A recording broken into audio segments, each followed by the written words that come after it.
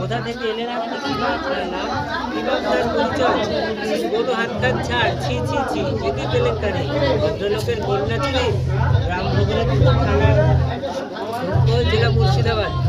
চোরকে কিছু শাস্তি দিন, আপনি কিছু পুরস্কার দিন। 1 টাকা নেব না, 3001 টাকা ছাড়া হাত খুলিব না। টাকা যদি না দেন দিয়ে দেবেন।